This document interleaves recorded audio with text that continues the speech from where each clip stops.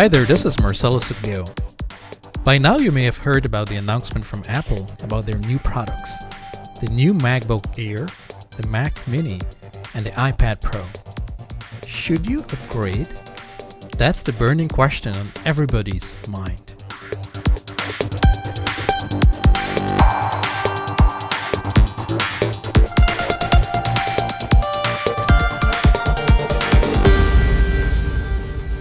The big news in the past few days was about the announcement made by Apple.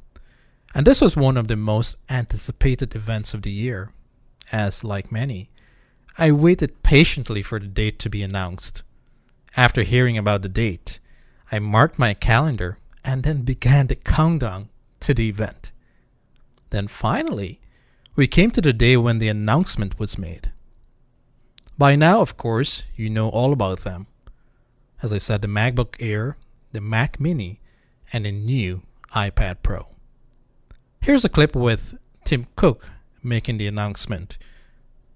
Roll clip 1. Now, what a huge morning.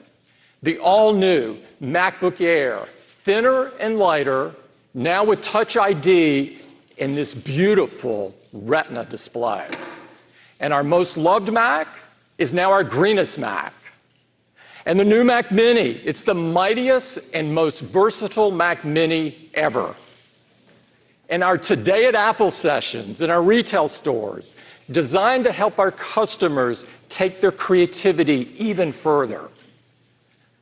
And the incredible new iPad Pro, with this beautiful all-screen design, chock full of advanced features, and the A12X Bionic, the most powerful chip we have ever created. You're going to be amazed by what you can do with this product. As a fan of Apple, I've always looked forward to their announcements to see what product I can look at getting next or even upgrading to.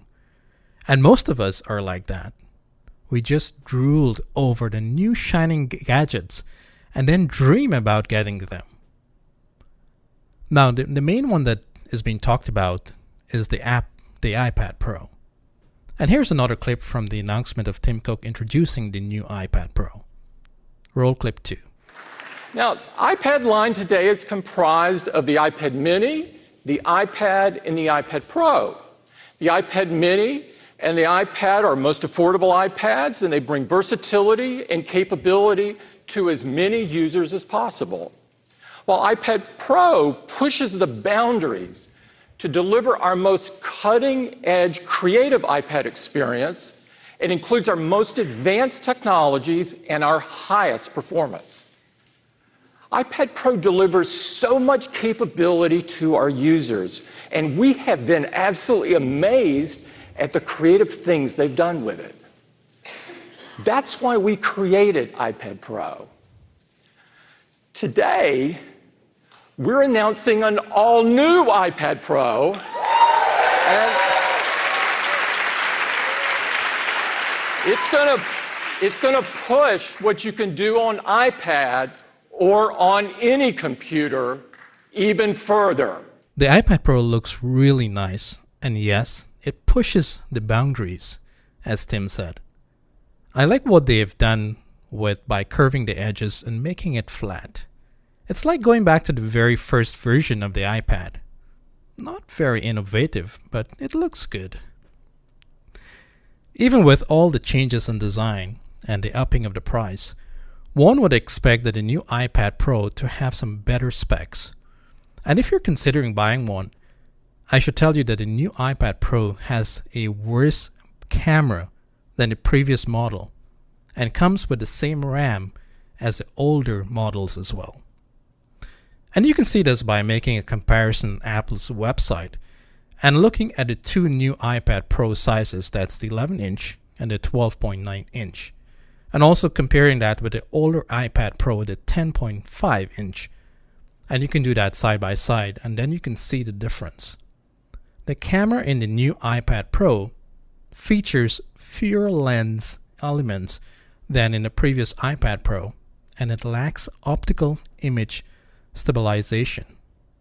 That's the OIS. So we're going backwards with the camera on the iPad Pro. Critics may argue that The iPad is not really for taking pictures, and I get that. But why degrade rather than upgrade the camera? The other thing is that Apple said that the new iPad Pro will ship with 6 gigabytes of RAM. But someone did some digging in the code, and it appears that only the 1 terabyte version of the iPad Pro will get the 6 gigabytes of RAM. All other models will stick with the 4 gigabytes, just like last year's model. Now, if that doesn't really matter to you, there is the cost issue. Getting these new Apple products are putting a more significant strain on our pockets. When the $1,000 iPhone X was announced last year, many wondered, can Apple get away with charging that much for a phone? Well, yes, it can. And it did. Now that shock has already worn off, and Apple has gone on to hike up the prices of most of its product line. Last month, it raised the prices of its entire iPhone line. And this week, it did the same with even more products. The smaller iPad Pro now starts at $150 more than the previous generation. The Macbook Air is $200 more, and the Mac Mini is $300 more. The Apple Pencil, $30 more. Now in Canada, the prices are even higher. So what is happening here? By the price hike, Apple is saying that they don't want to compete with everyone else at the lower end. They want to sell something different. They want to do something unique. And yes, their products are indeed unique. And because of that, we keep going back for more and more to get the latest upgrade. But are the price increases justified? Well, there are practical reasons for price increases. Some of the components inside the devices simply cost more to produce. But still, it does not justify having such a big hike in prices. Look at the MacBook Air and the Mac Mini. In this category, Apple is trying to be different in the PC market. Most companies building Windows computers are competing with each other by lowering the prices. But for Apple, they're going the other way. They're raising prices to become a more luxury brand. And what is amazing about this is that the price hike starting last year is working for the company. Apple just announced its fourth quarter results. The company posted a quarterly revenue of $62.9 billion, an increase of, wait for it, 20% from a year ago quarter. 20%! That's incredible for a huge company. One thing that changed in their reporting is the number of iPhones sold. Now, for the first time since the iPhone was released 11 years ago, the company has not disclosed the number of iPhones sold. And that tells me that the number was less. But because of the increase in price, they made more money last quarter. Okay, so where am I going with this? Apple is a cool brand. We all know that. They have some really good looking, beautiful devices that are great to work with.